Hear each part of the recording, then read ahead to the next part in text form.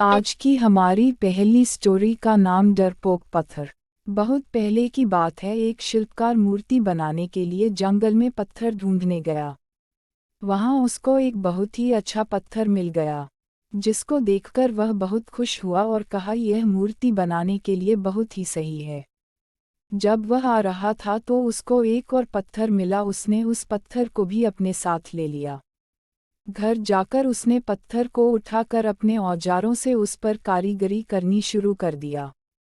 औजारों की चोट जब पत्थर पर हुई तो वह पत्थर बोलने लगा कि मुझको छोड़ दो, इससे मुझे बहुत दर्द हो रहा है। अगर तुम मुझ पर चोट करोगे तो मैं बिखर कर अलग हो जाऊंगा। तुम किसी और पत्थर पर मूर्ति बना लो। पत्थर की बात सुनकर शिल्पकार को दया आ गई। उसने पत्थर को छोड़ दिया और दूसरे पत्थर को लेकर मूर्ति बनाने लगा। वह पत्थर कुछ नहीं बोला। कुछ समय में शिल्पकार ने उस पत्थर से बहुत अच्छी भगवान की मूर्ति बना दी। गांव के लोग मूर्ति बनने के बाद उसको लेने आए। उनने सोचा कि हमें नारियल फोड़ने के लिए एक और पत्थर की जरूरत होगी।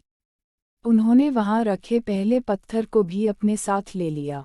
मूर्ति को ले जाकर उन्होंने मंदिर में सजा दिया और उसके सामने उसी पत्थर को रख दिया। अब जब भी कोई व्यक्ति मंदिर में दर्शन करने आता तो मूर्ति को फूलों से पूजा करता, दूध से स्नान कराता और उस पत्थर पर नारियल फोड़ता था। जब लोग उस पत्थर पर नारियल फोड़ते तो बहुत परेशान होता। उसको दर्द होता और वह चिल्लाता, लेकिन कोई उसकी सुनने वाला नहीं था। उस पत्थर ने मूर्ति बने पत्थर से बात करी और कहा कि तुम तो बड़े मजे से हो, लोग तो तुम्हारी पूजा करते हैं, तुमको दूध से स्नान कराते हैं और लड्डुओं का प्रसाद चढ़ाते हैं, लेकिन मेरी तो किस्मत ही खराब है, मुझ पर लोग नारियल फोड़कर जाते हैं। इस पर मूर्ति बने पत्थर ने कहा कि जब शिल्पकार तुम पर कारीगरी कर रहा था, यदि तुम उस समय उसको नहीं रोकते तो आज मेरी जगह तुम होते, लेकिन तुमने आसान रास्ता चुना, इसलिए अभी तुम दुख उठा रहे हो। उस पत्थर को मूर्ति बने पत्थर की बात समझ आ गई थी। उसने कहा कि अब से मैं भी कोई शिकायत नहीं करूंगा। इसके बाद लोग आकर उस पर नारियल फोड़ते। नारियल टूटने से उस पर भी नारियल का पानी गिरता और अब लोग मूर्ति को प्रसाद का भोग लगाकर उस पत्थर पर रखने लगे। सी हमें कभी भी कठिन परिस्थितियों से घबराना नहीं चाहिए। हमारे दूसरे स्टोरी का नाम खजाने की खोज। एक गांव में एक रामलाल नाम का एक किसान अपनी पत्नी और 4 लड़कों के साथ रहता था। रामलाल खेतों में मेहनत करके अपने परिवार का पेट पालता था, लेकिन उसके चारों लड़के आलसी थे, जो गांव में वैसे ही इधर उधर घूमते रहते थे। एक दिन रामलाल ने अपनी पत्नी से कहा कि अभी तो मैं खेतों में काम कर रहा हूँ, लेकिन मेरे बाद इन लड़कों का क्या होगा? इन्होंने तो कभी मेहनत भी नहीं करी, ये तो कभी खेत में भी नहीं गए। रामलाल की पत्नी ने कहा कि धीरे धीरे ये भी काम करने लगेंगे। समय बीतता गया और रामलाल के लड़के कोई काम नहीं करते थे। एक बार रामलाल बहुत बीमार पड़ गया। वह काफी दिनों तक बीमार ही रहा। उसने अपनी पत्नी को कहा कि वह चारों लड़कों को बुला कर लाए। उसकी पत्नी चारों लड़कों को बुलाकर लाई। रामलाल ने कहा, लगता है कि अब मैं ज्यादा दिनों तक जिंदा नहीं रहूंगा। रामलाल को चिंता थी कि उसके जाने के बाद उसके बेटों का क्या होगा। इसलिए उसने कहा, बेटों, मैंने अपने जीवन में जो भी कुछ कमाया है वह खजाना अपने खेतों के नीचे दबा रखा है। मेरे बाद तुम उसमें से खजाना निकालकर आपस में बांट लेना। यह बात सुनकर चारों लड़के खुश हो गए। कुछ समय बाद रामलाल की मृत्यु हो गई। रामलाल की मृत्यु के कुछ दिनों बाद उसके लड़के खेत में दबा खजाना निकालने गए। उन्होंने सुबह से लेकर शाम तक सारा खेत खोद दिया, लेकिन उनको कोई भी खजाना नजर नहीं आया। लड़के घर आकर अपनी माँ से बोले, माँ, पिताजी ने हमसे झूठ बोला था, उस खेत में हमें कोई खजाना नहीं मिला। उसकी माँ ने बताया कि तुम्हारे पिताजी ने जीवन में यही घर और खेत ही कमाया है, लेकिन अब तुमने खेत खोद ही दिया है तो उसमें बीज बो दो। इसके बाद लड़कों ने बीज बोए और माँ के कहेनुसार उसमें पानी देते गए। कुछ समय बाद फसल पककर तैयार हो गई, जिसको बेचकर लड़कों को अच्छा मुनाफा हुआ, जिसे लेकर वह अपनी माँ के पास पहुँचे। माँ ने कहा कि तुम्हारी मेहनत ही असली खजाना है, यही तुम्हारे पिताजी तुमको समझाना चाहते थे। सी, हमें आलस्य को त्याग कर मेहनत करना चाहिए। मेहनत ही इंसान की असली दौलत है। हमारी नेक्स्ट स्टोरी का नाम मेहनत का फल। एक गांव में दो मित्र नकुल और सोहन रहते थे। नकुल बहुत धार्मिक था और भगवान को बहुत मानता था, जबकि सोहन बहुत मेहनती थी। एक बार दोनों ने मिलकर 1 बीघा जमीन खरीदी, जिससे वह बहुत फसल उगाकर अपना घर बनाना चाहते थे। सोहन तो खेत में बहुत मेहनत करता, लेकिन नकुल कुछ काम नहीं करता बल्कि मंदिर में जाकर भगवान से अच्छी फसल के लिए प्रार्थना करता था। इसी तरह समय बीतता गया। कुछ समय बाद खेत की फसल पककर तैयार हो गई, जिसको दोनों ने बाजार ले जाकर बेच दिया और उनको अच्छा पैसा मिला। घर आकर सोहन ने नकुल को कहा कि इस धन का ज़्यादा हिस्सा मुझे मिलेगा, क्योंकि मैंने खेत में ज़्यादा मेहनत की है। यह बात सुनकर नकुल बोला, नहीं, धन का तुमसे ज़्यादा हिस्सा मुझे मिलना चाहिए, क्योंकि मैंने भगवान से इसकी प्रार्थना की, तभी हमको अच्छी फसल हुई। भगवान के बिना कुछ संभव नहीं है। जब वह दोनों इस बात को आपस में नहीं सुलझा सके तो धन के बंटवारे के लिए दोनों गांव के मुखिया के पास पहुंचे। मुखिया ने दोनों की सारी बात सुनकर उन दोनों को एक एक बोरा चावल का दिया, जिसमें कंकड़ मिले हुए थे। मुखिया ने कहा कि कल सुबह तक तुम दोनों को इसमें से चावल और कंकड़ अलग करके लाने हैं, तब मैं निर्णय करूंगा कि इस धन का ज़्यादा हिस्सा किसको मिलना चाहिए। दोनों चावल की बोरी लेकर अपने घर चले गए। सोहन ने रात भर जागकर चावल और कंकड़ को अलग किया, लेकिन नकुल चावल की बोरी को लेकर मंदिर में गया और भगवान से चावल में से कंकड़ अलग करने की प्रार्थना की। अगले दिन सुबह सोहन जितने चावल और कंकड़ अलग कर सका उसको ले जाकर मुखिया के पास गया, जिसे देखकर मुखिया खुश हुआ। नकुल वैसी की वैसी बोरी को ले जाकर मुखिया के पास गया। मुखिया ने नकुल को कहा कि दिखाओ तुमने कितने चावल साफ किए हैं।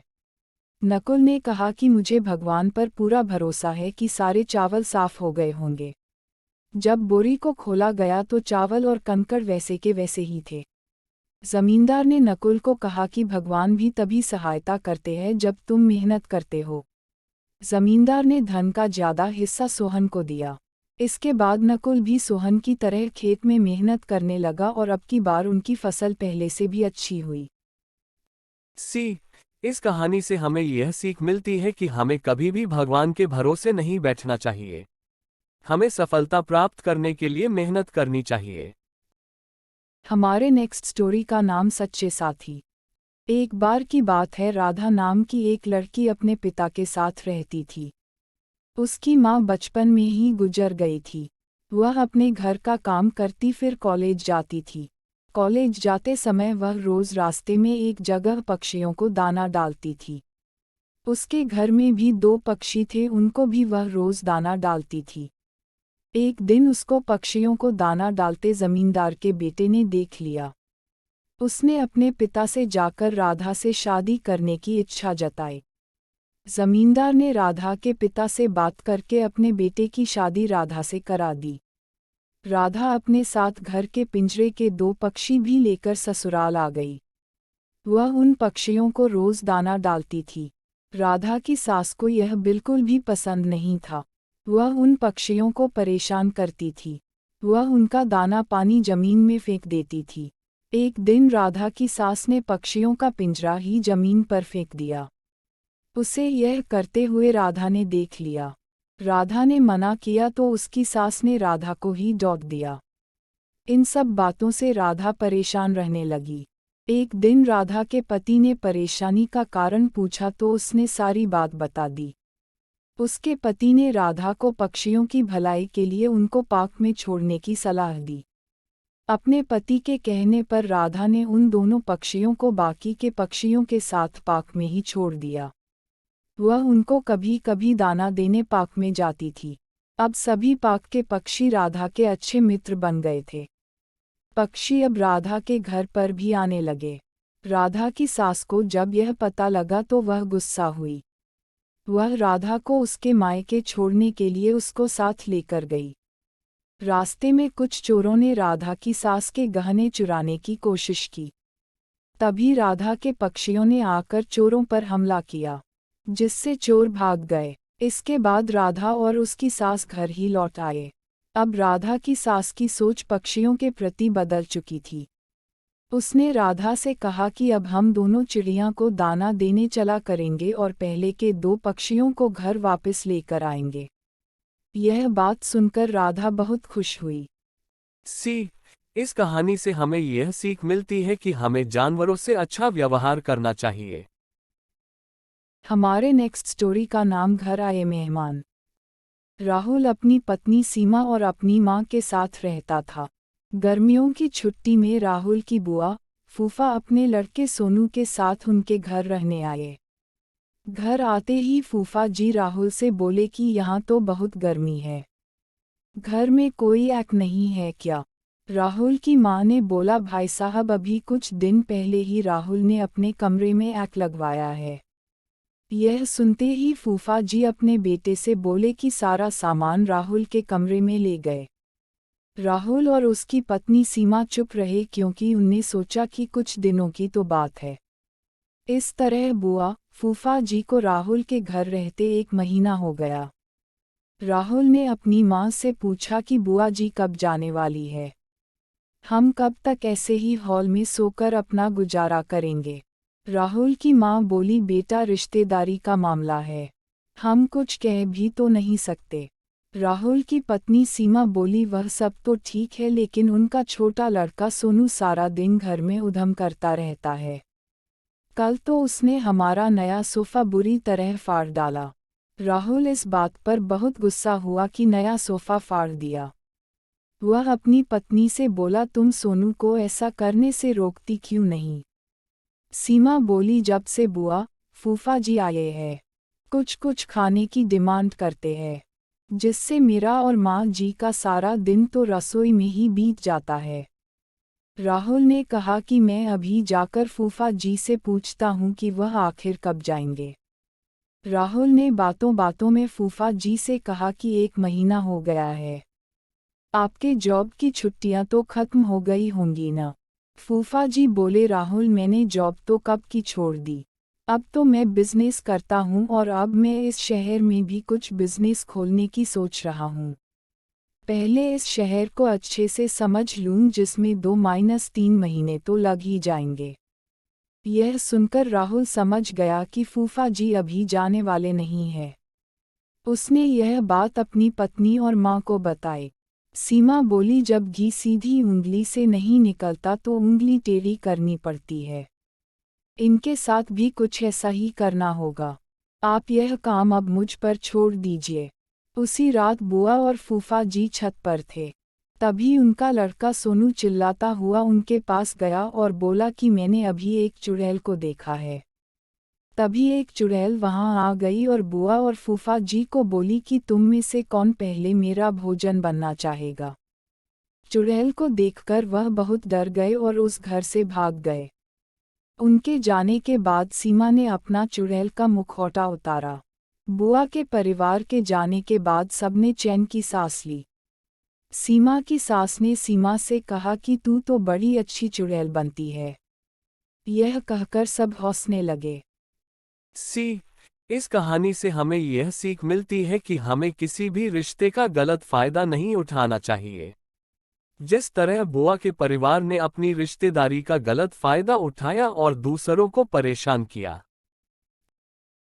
हमारे नेक्स्ट स्टोरी का नाम सोने का अंडा। बहुत पहले की बात है, एक गांव में अली नाम का एक व्यक्ति रहता था।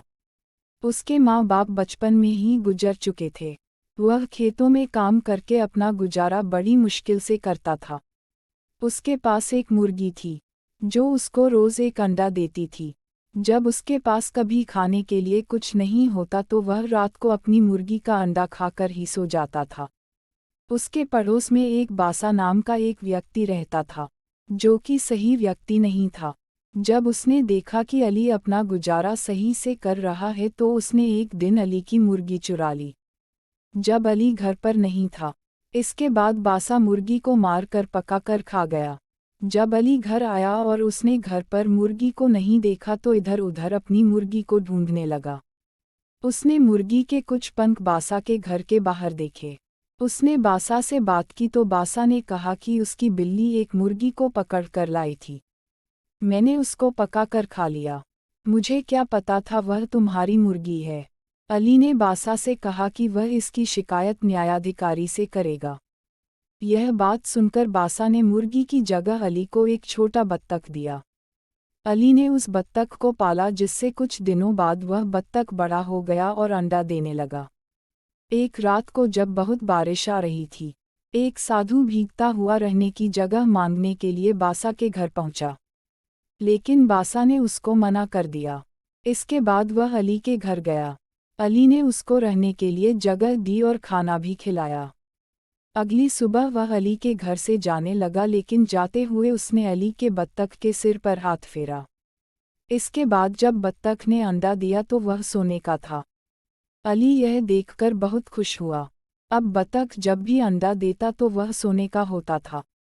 सोने के अंडे को बेचकर अली की सारी गरीबी दूर हो गई, लेकिन फिर भी वह साधारण जिंदगी ही जीता था। एक दिन बासा ने बत्तख को सोने का अंडा देते हुए देख लिया और वह न्यायाधिकारी के पास गया। वह न्यायाधिकारी से बोला कि अली ने कल मेरा बत्तख चुरा लिया है। जब न्यायाधिकारी ने अली से पूछा तो उसने सारी बात बताई कि किस तरह बासा ने ही उसको बत्तख दिया था। न्यायाधिकारी ने कहा कि मैं कल इसका फैसला करूंगा कि बत्तख किसको मिलेगा। बत्तख ने रोज की तरह न्यायाधिकारी के पास भी सोने का अंडा दिया। अगले दिन न्यायाधिकारी ने दोनों को सामान्य अंडा दिखाया और कहा कि यह कल तुम्हारे बत्तख ने दिया है। अलग पूछने पर अली ने न्यायाधिकारी को सच बताया कि उसकी बत्तख सोने का अंडा देती थी, जबकि बासा ने कहा कि उसकी बत्तख सामान्य अंडा देती है। न्यायाधिकारी ने एक नया बत्तख लेकर बासा को दे दिया और अली को सोने का अंडा देने वाली बत्तख दी। अली दोबारा सोने का अंडा देने वाली बत्तख पाकर खुश हुआ। हमें कभी भी लालच नहीं करना चाहिए और दूसरों को देखकर ईर्ष्या नहीं करनी चाहिए। हमारे नेक्स्ट स्टोरी का नाम चतुर सियार। एक बार की बात है, एक गांव में एक बैल रहता था जिसको घूमना बहुत पसंद था। वह घूमता घूमता जंगल में जा पहुंचा और आते समय गांव का रास्ता भूल गया। वह चलता हुआ एक तालाब के पास पहुंचा, जहां पर उसने पानी पिया और वहां की हरी हरी घास खाए, जिसको खाकर वह बहुत खुश हुआ और ऊपर मुंह करके चिल्लाने लगा। उसी समय जंगल का राजा शेर तालाब की ओर पानी पीने जा रहा था। जब शेर ने बैल की भयानक आवाज़ सुनी तो उसने सोचा जरूर जंगल में कोई खतरनाक जानवर आ गया है। इसलिए शेर बिना पानी पिए ही अपनी गुफा की तरफ भागने लगा। शेर को इस तरह डर कर भागते हुए दो सियार ने देख लिया। वह शेर के मंत्री बनना चाहते थे। उनने सोचा यही सही समय है शेर का भरोसा जीतने का। दोनों सियार शेर की गुफा में गए और बोले, हमने आपको डरकर गुफा की ओर आते हुए देखा था। आप जिस आवाज़ से डर रहे थे वह एक बैल की थी। यदि आप चाहे तो हम उसको लेकर आपके पास आ सकते हैं। शेर की आज्ञा से दोनों बैल को अपने साथ लेकर आ गए और शेर से मिलाया। कुछ समय बाद शेर और बैल बहुत ही अच्छे मित्र बन गए। शेर ने बैल को अपना सलाहकार रख लिया। यह बात जानकर दोनों सियार उनकी दोस्ती से जलने लगे, क्योंकि उनने जो मंत्री बनने का सोचा था वह भी नहीं हुआ। दोनों सियार ने तरकीब निकाली और शेर के पास गए। वह शेर से बोले, बैल आपसे केवल मित्रता का दिखावा करता है, लेकिन हमने उसके मुंह से सुना है वह आपको अपने दोनों बड़े सींगों से मारकर जंगल का राजा बनना चाहता है। पहले तो शेर ने विश्वास नहीं किया, लेकिन उसको ऐसा लगने लगा। दोनों सियार इसके बाद बैल के पास गए। वह बैल से बोले, शेर तुमसे केवल मित्रता का दिखावा करता है, मौका मिलने पर वह तुमको मारकर खा जाएगा। बैल को यह जानकर बहुत गुस्सा आया और वह शेर से मिलने के लिए जाने लगा। सियार पहले ही शेर के पास जाकर बोले कि बैल आपको मारने के लिए आ रहा है। बैल को गुस्से में आता देख शेर ने सियार की बात सच समझी और बैल पर हमला कर दिया। बैल ने भी शेर पर हमला किया और दोनों आपस में लड़ने लगे। अंत में शेर ने बैल को मार दिया और दोनों सियारों को अपना मंत्री बना लिया। इस कहानी से हमें यह सीख मिलती है कि हमें कभी भी दूसरों के कहने पर अपनी मित्रता पर शक नहीं करना चाहिए। अच्छे मित्र बड़ी मुश्किल से मिलते हैं। हमारे नेक्स्ट स्टोरी का नाम चींटी और कबूतर की कहानी। एक बार की बात है, एक जंगल में एक पेड़ पर चींटी नीचे उतर रही थी। तभी वह पेड़ से नीचे सीधे फिसलकर तालाब में गिर गई। उसे चींटी को गिरते हुए उस पेड़ पर रहने वाले कबूतर ने देख लिया। चींटी तालाब में गिरने के बाद बचने के लिए बहुत हाथ पैर मारने लगी। कबूतर ने चींटी की मदद करने के लिए पेड़ पर से एक पत्ता तोड़कर पानी में फेंक दिया। चींटी उस पत्ते पर चढ़कर आराम से तैरती हुई किनारे तक आ गई। उसने कबूतर का बहुत बहुत धन्यवाद किया। इसी तरह समय बीतता गया और एक दिन उस जंगल में पक्षियों को पकड़ने वाला एक शिकारी आया। शिकारी ने पेड़ पर बैठे उस कबूतर को देख लिया। उसने कबूतर को पकड़ने के लिए जमीन पर कुछ दाने फेंके और दानों के ऊपर अपना जाल बिछा दिया। शिकारी को ऐसा करते हुए चींटी ने उसे देख लिया। जैसे ही कबूतर दाना खाने के लिए पेड़ से नीचे उतरा, चींटी ने जल्दी से जाकर शिकारी के पैर पर जोर से काट लिया। चींटी के काटने से शिकारी जोर से चिल्लाया। शिकारी के चिल्लाने की आवाज़ सुनकर कबूतर सतर्क हो गया और वह दूसरी दिशा में उड़ गया। इस तरह चींटी ने कबूतर की जान शिकारी से बचा ली। इस कहानी से हमें शिक्षा मिलती है कि कर भला तो हो भला। हमारे स्टोरी का नाम बच्चे और उनके दादाजी। एक गांव में दो चतुर बच्चे अपने माता पिता के साथ रहते थे। एक दिन उनके दादाजी उनके साथ रहने के लिए आए। वह एक नाविक रह चुके थे। बच्चों को उनसे कहानियां सुनना अच्छा लगता था। वह उन्हें बताते कैसे वह समुद्री डाकुओं से लड़े। धीरे धीरे दादाजी कहानियां सुनाकर ऊब गए। वह अपने हमउम्र लोगों से बातें करना चाहते थे। गांव के पास नाविक की वापसी नामक एक सराय थी। बच्चों ने दादाजी को उसके बारे में बताते हुए कहा, आपको वहां जाना चाहिए। वह नाविकों से भरा रहता है। लेकिन दादाजी ने कहा, अब मैं नए दोस्त नहीं बना सकता। बच्चों ने उस सराय के मालिक के बच्चों को बताया, हमारे दादाजी एक नाविक थे। वह समुद्री डाकुओं और गड़े हुए खजाने की बहुत सी कहानियां जानते हैं और यह भी जानते हैं कि डाकुओं ने खजाना कहाँ छुपाया था। जल्दी ही दादाजी को सराय से निमंत्रण आने लगे। दादाजी अब अपना समय सराय में बिताने लगे और वह अब यहाँ पर खुश थे। बच्चे भी खुश थे क्योंकि अब दादाजी हमेशा उनके साथ ही रहने वाले थे। हमारे स्टोरी का नाम नकलची कौवा। एक बार एक जंगल में एक मूर्ख कौवा रहता था। एक दिन उसने एक चील को एक कमज़ोर मेमने पर हमला करते हुए देखा। उसके देखते देखते उस चील ने मेमने को अपने ताकतवर पंजों में उठा लिया और फिर वह उसे अपने घोंसले में ले गया। कौवा उस चील से बहुत प्रभावित हुआ। कौवे ने सोचा वह भी ऐसा कर सकता है। उसने भी अपना शिकार ढूंढना शुरू किया। आकाश में उड़ते हुए उसे भी एक मेमना दिखा। वह आकाश से सीधा उस पर जा गिरा। उसने मेमने को अपने पंजों में पकड़ने की कोशिश की, परंतु वह उसके लिए बहुत भारी था। यही नहीं, वह उसके बालों में बुरी तरह से फंस गया। चरवाहे ने उसे देख लिया और पिंजरे में बंद कर दिया। इस तरह मूर्ख कौवा चील की नकल करने के कारण खुद ही जाल में फंस गया। अगर आपको हमारा वीडियो अच्छा लगा तो जरूर सब्सक्राइब, शेयर और लाइक कीजिएगा।